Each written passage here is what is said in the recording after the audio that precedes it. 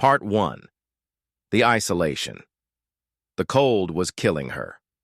Commander Maya Reeves pulled her thermal coat tighter as she trudged through the knee-deep snow, scanning the horizon of glacis with frost-crusted eyelashes. The temperature on this remote outpost planet hovered at 60 below zero on a good day. Today was not a good day. 5 years. 5 years since she'd chosen this frozen hell over a court-martial. 5 years since the mission on Altaris IV had gone catastrophically wrong, since her decision had cost 43 civilian lives. The military had offered her an honorable discharge and this monitoring post on the edge of known space. Not as punishment, they'd said. A second chance. Some chance. Maya checked her wrist monitor. The storm brewing on the horizon would hit within hours, bringing temperatures that would freeze exposed flesh in seconds. She quickened her pace toward the bunker that had been her solitary home, a prefabricated structure half buried in the permafrost for insulation, reinforced to withstand Glacius's legendary methane blizzards. Station Echo to Commander Reeves. Her comms unit crackled. Monthly supply drop scheduled for tomorrow is delayed. Storm patterns indicate unsafe landing conditions for at least 72 hours. Copy that, Station Echo, Maya responded, her breath crystallizing before her. I've got enough provisions. Reeves out. She had enough food for months, enough fuel for the generators, enough ammunition for the standard-issue rifle she carried more out of habit than necessity. What this planet lacked wasn't resources. It was purpose, meaning, company. The ground beneath her feet trembled. Maya paused, frowning. Glacius experienced regular seismic activity due to its unstable core, but this vibration felt different. Rhythmic. Almost like the sky blazed suddenly, with streaking fire. Maya shielded her eyes as an object tore through the clouds, trailing smoke and debris. Not a meteor, too controlled in its descent. A ship, and it was coming down less than a kilometer from her position. Station Echo, this is Reeves, she called into her comms. Unidentified spacecraft making emergency landing near my position. Requesting information? Only static answered. The approaching storm was already interfering with communications. Every instinct told Maya to return to the safety of her bunker. Whatever or whoever was in that ship wasn't her problem. She'd done her duty for humanity. She'd sacrificed enough. But 5 years of isolation hadn't completely eroded who she was. Maya changed direction, heading toward the column of black smoke now rising against the white landscape. The ship had carved a deep furrow through the ice, before coming to rest at an angle, half buried. It was unlike any human vessel she'd seen. Its hull was a strange bluish-green material that seemed to pulse faintly, with organic curves instead of the angular efficiency of Earth ships. Alien. First contact. And of course, it had to happen here, on her watch. Maya approached cautiously, rifle ready. The hull of the ship was cracked in several places, and through one of these fissures, movement caught her eye. She raised her weapon as a figure emerged. The alien stood nearly 7 feet tall, with a body structure reminiscent of Earth's mantises. 4 limbs for locomotion, 2 upper limbs more like arms, and a triangular head with compound eyes that glittered with an unsettling intelligence. Its exoskeleton was predominantly silver-blue, with patterns that seemed to shift subtly as it moved. Maya kept her rifle trained on the creature, but it made no aggressive move. Instead, it raised its upper limbs in what was unmistakably a universal gesture of surrender. Then, to her shock, it spoke. "Help us."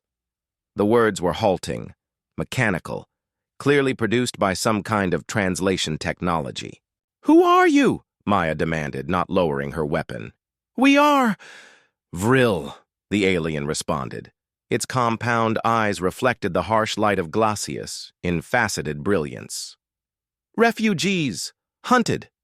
As if to punctuate this statement, a second alien appeared at the breach in the hull, this one smaller, its movements weaker. It seemed injured, blue fluid leaking from its exoskeleton. "What's hunting you?" Maya asked, though a voice in the back of her mind screamed that this wasn't her concern. She had chosen isolation for a reason. The first vril made a series of clicking sounds before the translation continued. "The Void Eaters.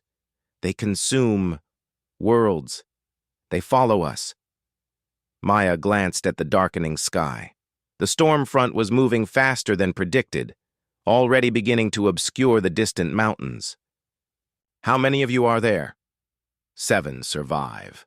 Others lost in descent. The second vril collapsed suddenly, its limbs splaying on the ice. The first rushed to its companion, emitting sounds that needed no translation. Distress. Fear.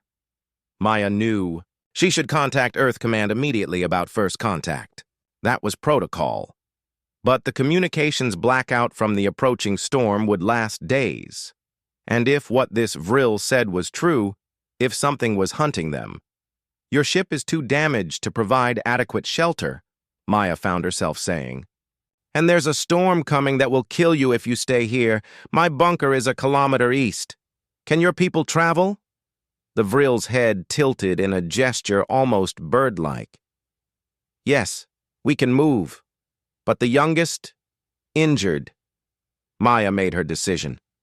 "I'll help carry the injured, but we need to move now. This storm will hit within the hour, and we'll all die out here." As they worked to extract the remaining vril from the damaged craft, Maya wondered if she was making another catastrophic mistake. But as the wind began to howl across the icy plains, and the temperature plummeted further, she knew there was no other choice. By the time they reached the bunker, the storm had begun in earnest. Maya sealed the heavy outer doors against the raging blizzard and engaged the additional thermal barriers. The vril huddled in the main chamber of the bunker, their alien physiology clearly struggling with even the raised indoor temperature. "You need cold?" Maya observed, watching how they seemed to grow more alert as she adjusted the environmental controls downward. "Yes," the lead vril confirmed. "Cold is life for us.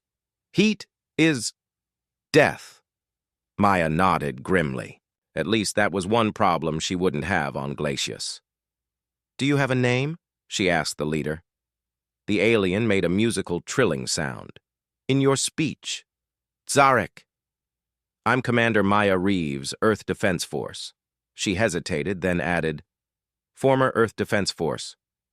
Zarek's compound eyes studied her with unnerving focus. "You are alone. Why?" Maya turned away, checking the bunker's systems on the main console. "That's a long story, and right now we have more pressing concerns." She brought up the weather monitoring system, confirming what she already knew. "This storm will last at least 3 days, maybe longer. These methane blizzards can be unpredictable." "Time is danger," Zarek said. "The Void Eaters track our ship. They will come." "What exactly are these Void Eaters?" Maya asked, her military mind already assessing defensive options. The bunker was built to withstand Glacius's environment, not an alien assault. Zarek moved to one of the injured vril, checking its condition before answering. "They were once like you. Humans. But changed. The void between stars changed them." Maya felt a chill that had nothing to do with the temperature. "Humans? From Earth?" "No. Other humans. From beyond your knowledge. They found something in dark space. It made them hungry. Now they consume worlds, life, energy." The implications staggered Maya. Another human civilization, advanced enough for interstellar travel, transformed into something predatory, and now they were coming here, to this remote outpost where no help would arrive in time. "How do they track you?" she asked, military training taking over. "Our ship's core. It emits energy they sense," Maya thought quickly. Could we remove this core? Hide it somewhere else to draw them away? Zarek's exoskeleton rippled in what might have been consideration. Possible, but dangerous. Core is unstable after crash. Outside, the storm howled with increasing fury, vibrating through the bunker's reinforced walls. Maya moved to the weapons locker and began taking inventory. Standard-issue rifles, sidearms, and a few heavier weapons meant for defense against Glacius's native predators. Nothing designed for whatever these Void Eaters might be. "Can you fight?" she asked Zarek. "We are not warriors," the alien responded. "We are knowledge keepers, historians." "Great, alien academics." Maya suppressed a sigh. "Then we need to be smarter than these hunters. Tell me everything about them, weaknesses, behaviors, technology. If they're coming, we need to be ready." As Zarek began describing their pursuers, Maya felt something she hadn't experienced in 5 years. Purpose. The burden of her past mistakes still weighed heavily, but for the first time since Altaris IV, other lives depended on her decisions. The right decisions this time. The wind screamed across the frozen wasteland outside, but inside, human and alien began to plan. The blizzard would buy them time. Not much, but perhaps enough. Enough to prepare a welcome that the Void Eaters wouldn't expect. The Alliance Day 2 of the storm brought no reprieve. If anything, the howling winds intensified, battering the bunker with ice particles that struck like bullets against the reinforced walls. Maya barely noticed. She was too focused on the holographic display projected from Zarek's communication device. "These are Void Eater vessels," the Vril explained, manipulating the display to show sleek, predatory craft that seemed to absorb light rather than reflect it. "They travel in groups of 3. Each carries 20 hunters." Maya studied the projection. "Designed for atmosphere entry and combat, reminiscent of Earth's assault shuttles but more advanced." She pointed to structures on the hull. "Weapons? Energy projectiles. They burn through most materials.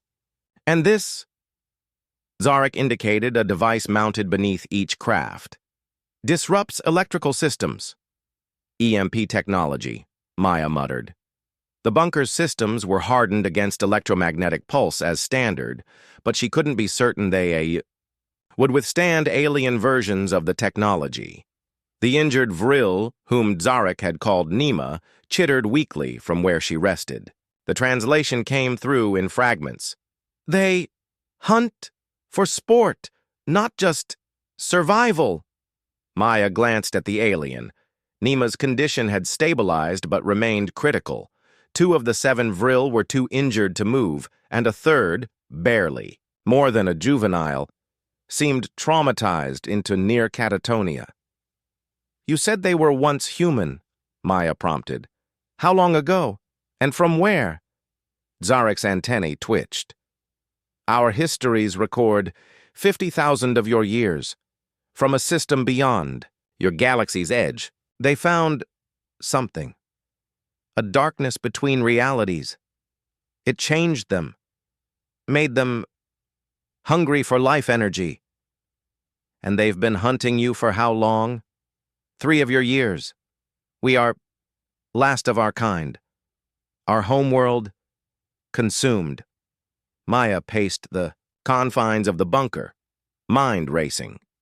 She had limited weaponry, no communications, and no hope of reinforcements until after the storm. Against alien hunters with vastly superior technology, the odds were beyond dismal, but she had one advantage: Glacius itself. "Zarek, you said your people thrive in cold, correct? What about these Void Eaters? Do they have environmental weaknesses?" The Vril's head tilted in that bird-like gesture. "They dislike extreme temperatures.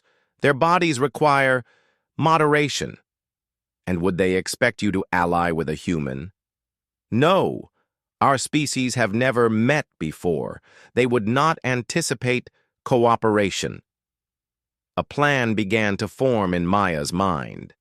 Not a good plan, perhaps not even a survivable one, but better than waiting for slaughter.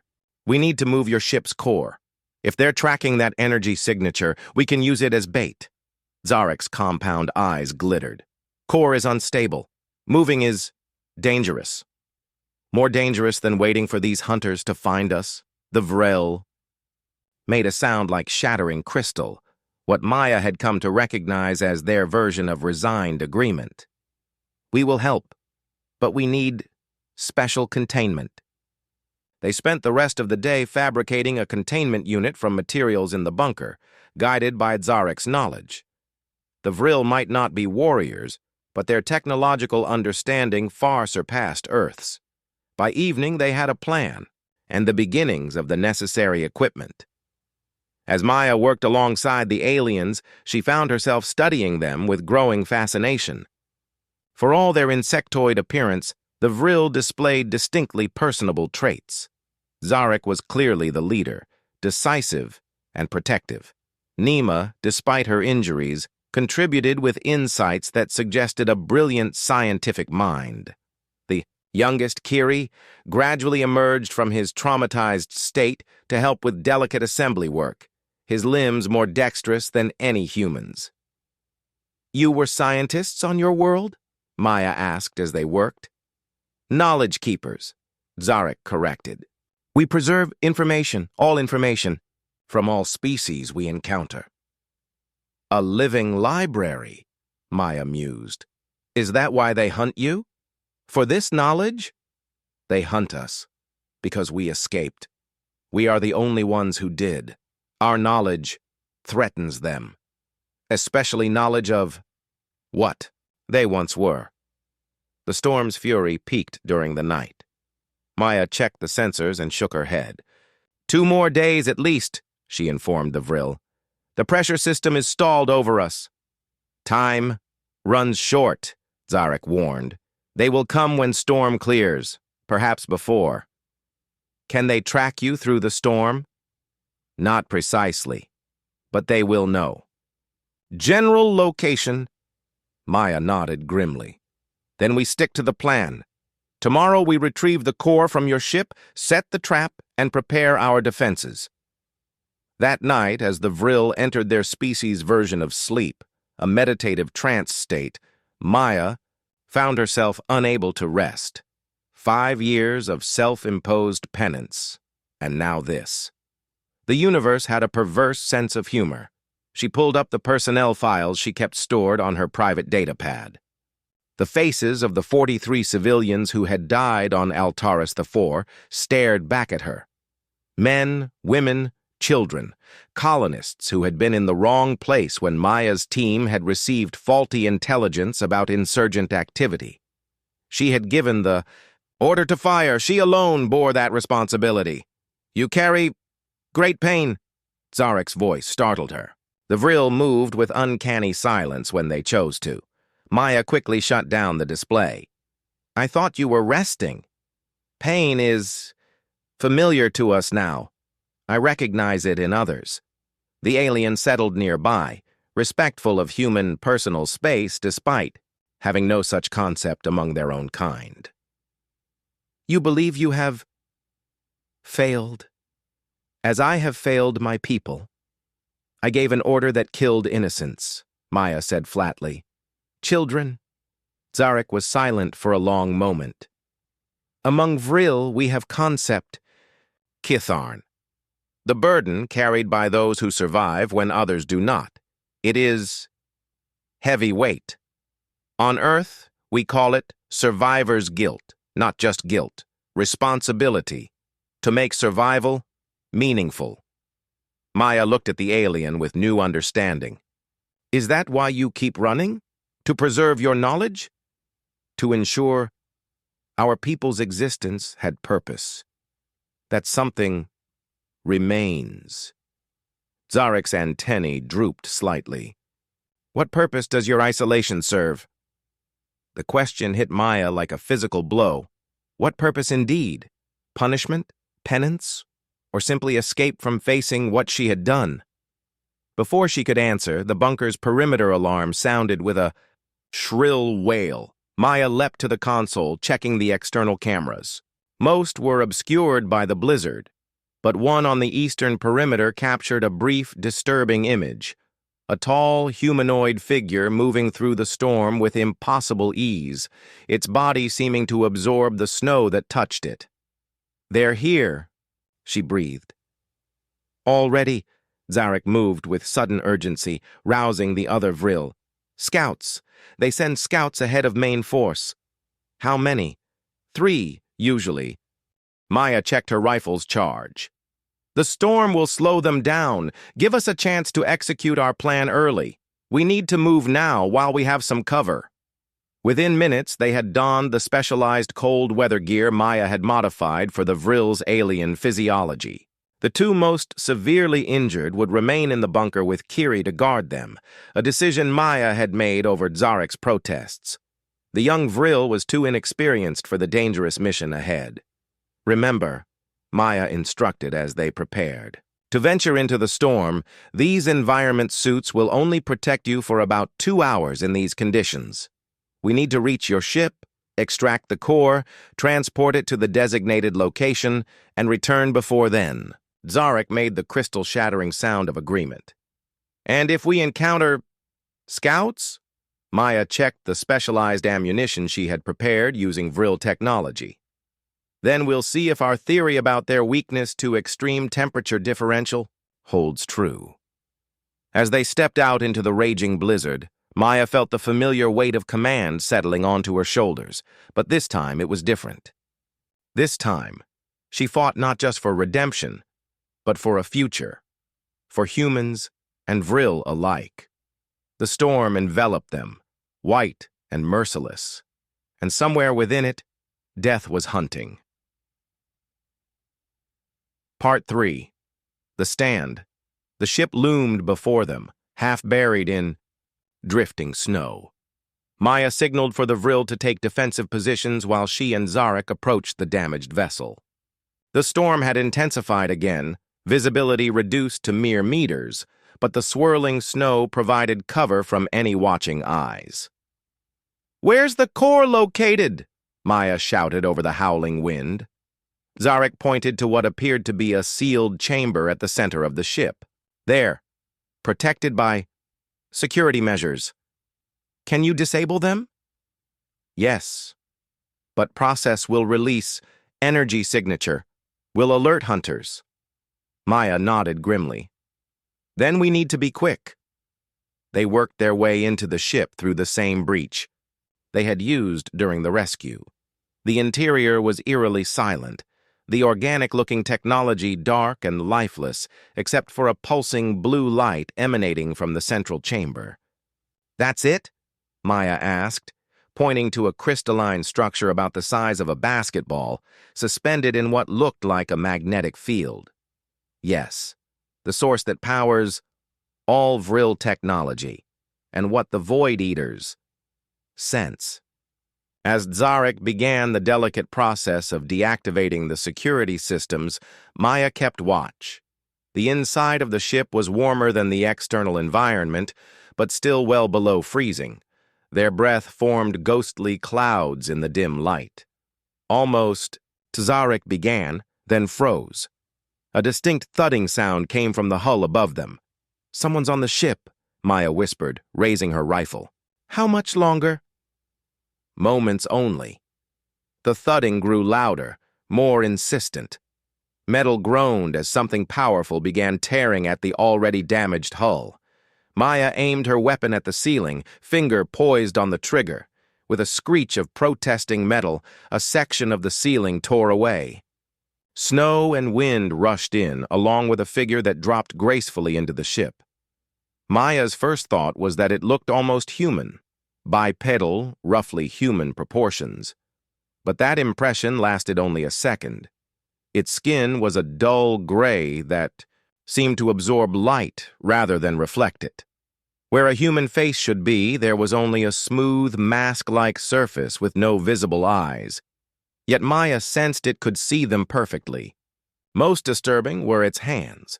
elongated into claw-like appendages that dripped with a substance that sizzled when it hit the ship's floor. The Void Eater. Maya fired without hesitation.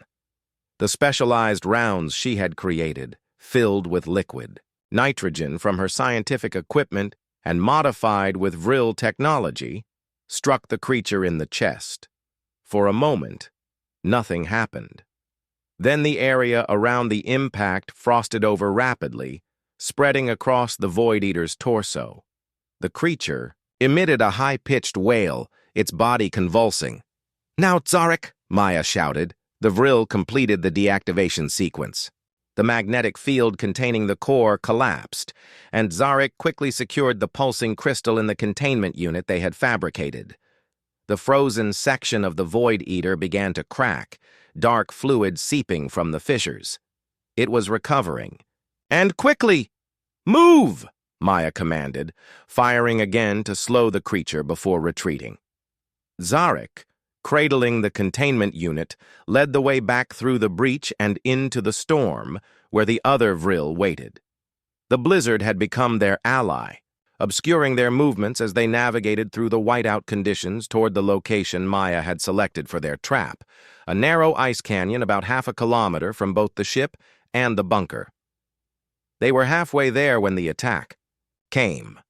3 dark shapes materialized out of the swirling snow, moving with impossible speed. The Void Eaters had found them. "Formation!" Maya called to the vril, who responded with surprising coordination for non-warriors. They formed a defensive, circle around Zarek and the core, their makeshift weapons ready. The battle was chaotic, obscured by snow and wind. Maya's specialized ammunition proved effective, the extreme cold causing the Void Eaters' bodies to crack and fracture, but the creatures were fast and relentless. One of the vril fell, its exoskeleton shattered by a Void Eater's touch. "The canyon!" Maya shouted to Zarek over the din. "We stick to the plan!" They fought their way forward, Maya taking point with her rapidly diminishing supply of specialized rounds. The canyon loomed ahead, its ice walls rising 30 meters on either side, a natural funnel. As they entered the narrow passage, Maya activated the detonator she carried. Explosives she had placed earlier, jury-rigged from the bunker's emergency. Supplies triggered an avalanche behind them, sealing the canyon entrance. It wouldn't hold the Void Eaters long, but it didn't need to. "Set the core," she instructed Zarek, taking up a defensive position. The vril placed the containment unit at the center of the canyon and activated a sequence of commands. The pulsing blue crystal began to glow more intensely, its energy signature amplified by modifications they had made to the containment field. "How long?" Maya asked, eyeing the pile of snow and ice blocking the canyon entrance. Already it was shifting as something powerful dug through. "Minutes only," Zarek replied. "Core is becoming unstable. When containment fails, it'll release enough energy to trigger a catastrophic reaction in this methane-rich environment," Maya finished. "Creating a temperature extreme even the Void Eaters can't survive." They retreated to the position they had prepared at the far end of the canyon, a natural ice cave reinforced with materials from the bunker, designed to shield them from the coming blast. The avalanche barrier exploded outward as the Void Eaters broke through. Not just 3 now, at least a dozen of the creatures poured into the canyon, drawn by the intensifying energy signature of the exposed core. "They've called their main force," Zarek observed, his voice unnervingly calm. Maya checked. Her rifles charge. 5 rounds left. Not enough. Never enough. The core? Approaching critical instability. The Void Eaters advanced methodically, seeming to recognize the trap, but drawn inexorably toward the energy they craved. Their mask-like faces turned in unison toward the cave where Maya and the vril had taken shelter. "They know we're here," one of the vril whispered. "Doesn't matter," Maya responded. "They're committed now. They can't resist the core's energy." The lead Void Eater paused, then made a gesture with its elongated hand. The others fanned out, some continuing toward the core, others moving to flank the cave. They're splitting their forces, Maya realized aloud. Zarek, how much longer? Not long enough. They will reach us before... Maya made her decision in an instant. Get deeper into the cave. The ice walls are thickest at the back. It's your best chance to survive the blast. Zarek's compound eyes fixed on her with alien intensity. What will you do? Buy you time. Maya checked her rifle one last time. This was always a one-way trip for me, Zarek. We both know that. The Ketharn, the Vril said softly. You seek to balance it. I seek to give it meaning. Maya managed a smile. Get them to safety, and when Earth comes looking, tell them what happened here. Tell them about the Void Eaters, and tell them I finally found my purpose. Before Zarek could respond, Maya was moving, emergent from the cave, firing precise shots at the nearest Void Eaters. The specialized rounds found their marks, freezing and fracturing alien flesh. The creatures recoiled, momentarily distracted from their pursuit of the cave. Maya ran, not toward safety but toward the core, drawing the hunters after her. The crystal pulsed with increasing intensity, its containment field visibly deteriorating. The air around it shimmered with released energy.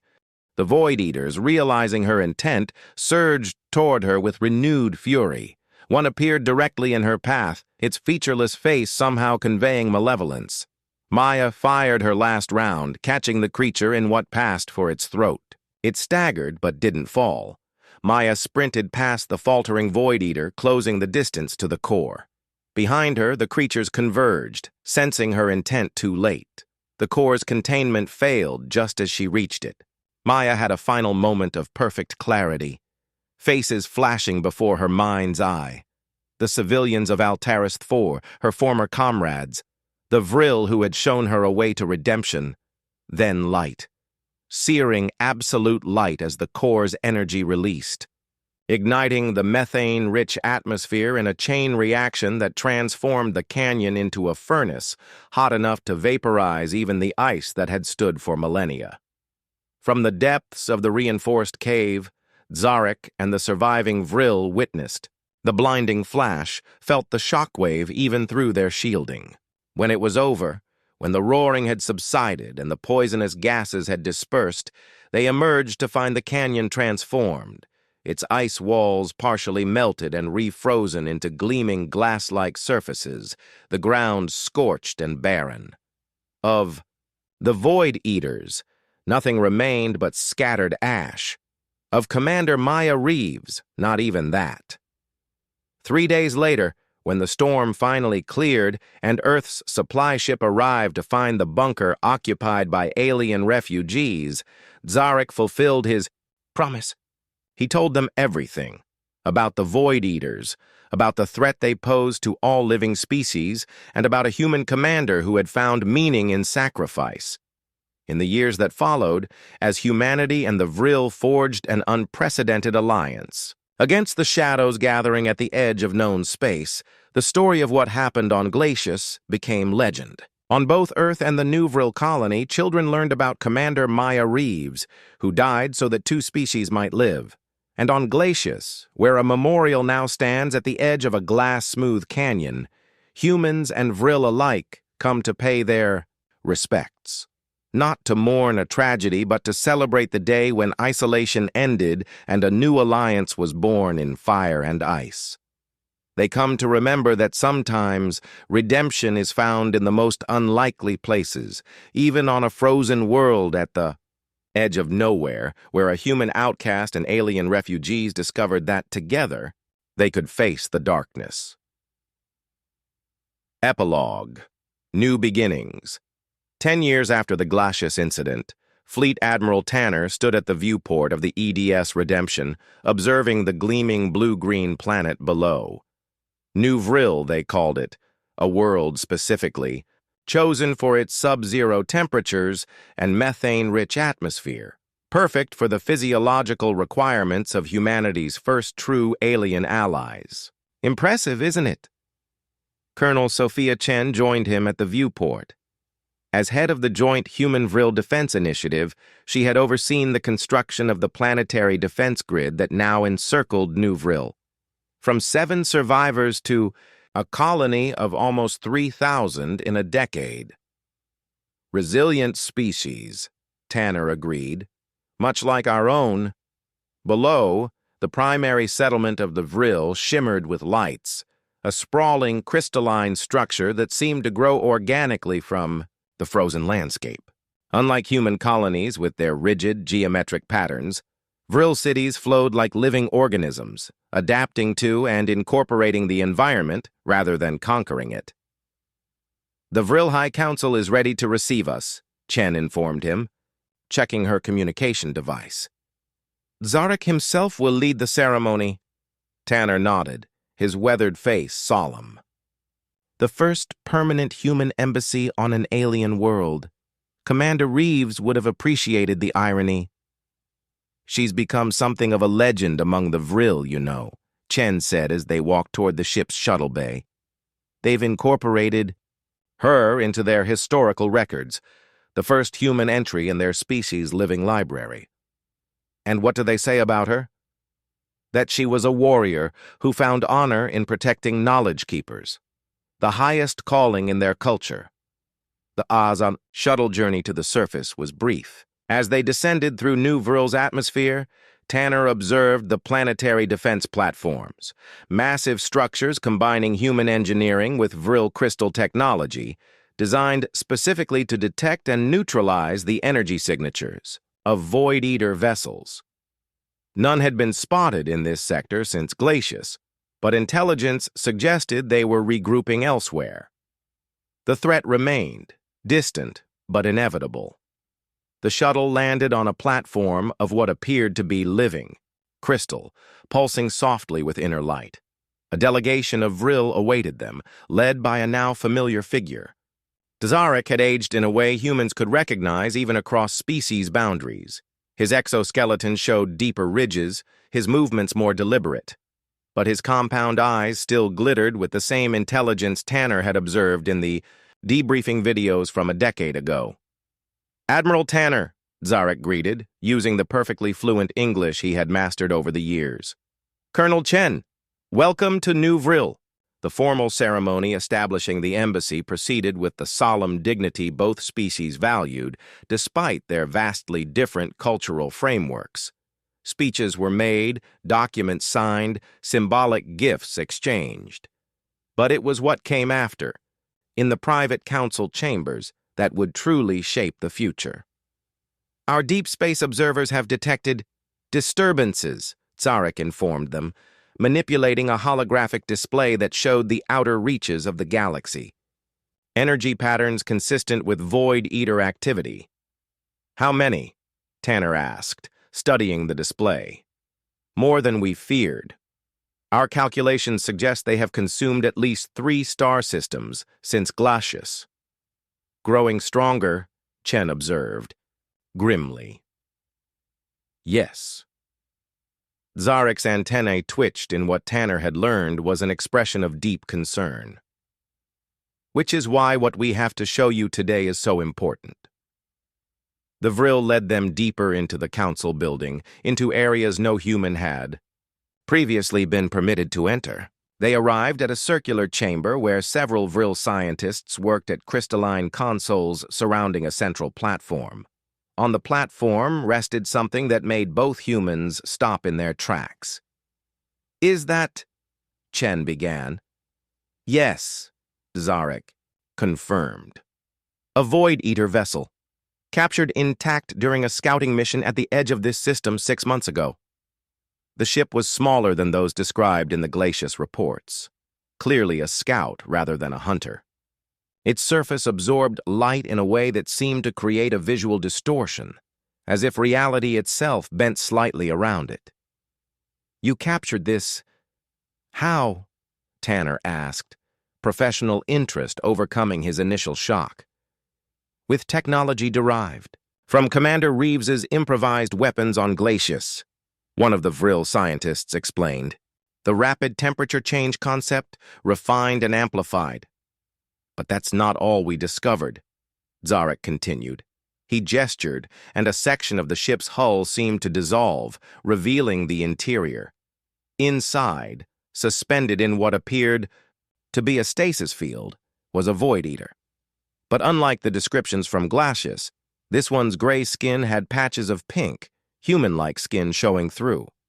Where the featureless mask face should be, half-formed human features were visible. An eye, part of a mouth, a section of nose. "It's reverting?" Chen asked, horrified and fascinated. "No," Zarek corrected. "Not reverting. Never completed. This is a juvenile Void Eater, still in transformation. The process is not instantaneous, as we had feared. It takes time, years, perhaps decades for the darkness to fully consume a human host." The implications struck Tanner like a physical blow. They're not just hunting energy sources. They're recruiting, converting. Yes, and based on genetic analysis, this particular specimen was once human, specifically from Earth colonial stock. The Void Eaters have already reached human space, Admiral. They're taking colonists from remote outposts, transforming them, and adding them to their ranks. Silence fell over the chamber as the humans processed this revelation. It wasn't just an alien threat they faced.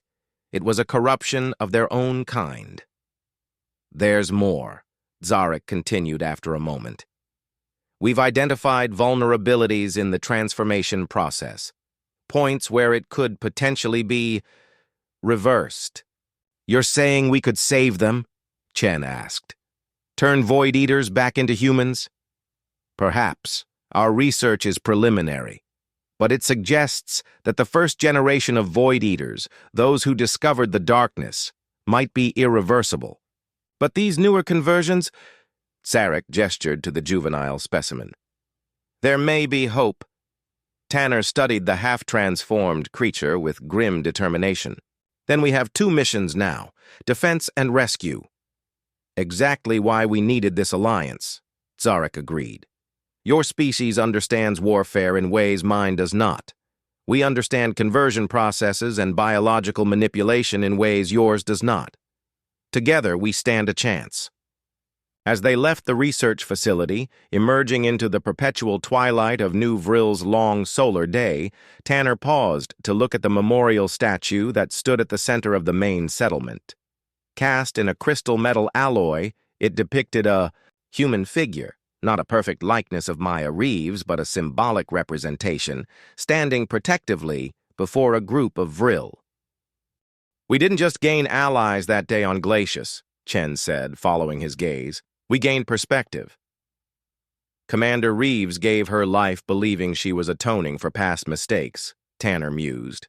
"She couldn't have known she was saving 2 civilizations." "The Kitharn," Zarek said, using the Vril word that had no perfect human translation.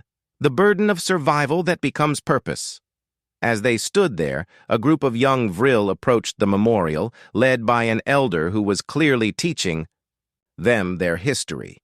Among them, to Tanner's surprise, were 2 human children, presumably the offspring of embassy staff or researchers who had settled on New Vril. Human and Vril younglings together, learning a shared history. A new generation that would never know a time when their species were strangers to each other. "Maya would have liked that," Chen said softly. Zarek made the crystalline sound that Tanner had learned was Vril laughter. "Indeed, but I believe she would be more interested in our battle plans against the Void Eaters." "To honor her memory," Tanner agreed, "we should prepare for war." That night, as the officials from both species finalized their defense treaties and research agreements, a strange phenomenon occurred in the skies above New Vril. The aurora-like lights that were common on this methane-rich world suddenly intensified, forming patterns that the superstitious might interpret as meaningful, almost like a vast cosmic handshake between different energies. different forces. Scientists would later attribute it to a peculiar solar flare interacting with the planet's unique atmosphere. But the Vril, with their deep understanding of energies beyond human comprehension, recorded it in their living library as something else entirely. A sign, a blessing. The universe itself acknowledging that something unprecedented had been born. On this frozen world, a true alliance between fundamentally different forms of life united against a darkness that threatened them all. And somewhere in that cosmic light, perhaps, was the essence of a solitary human commander who had found redemption in the most unlikely of places, at the edge of known space, on a world of ice and wind, where enemies became saviors and isolation, gave way to the most profound connection of all, understanding.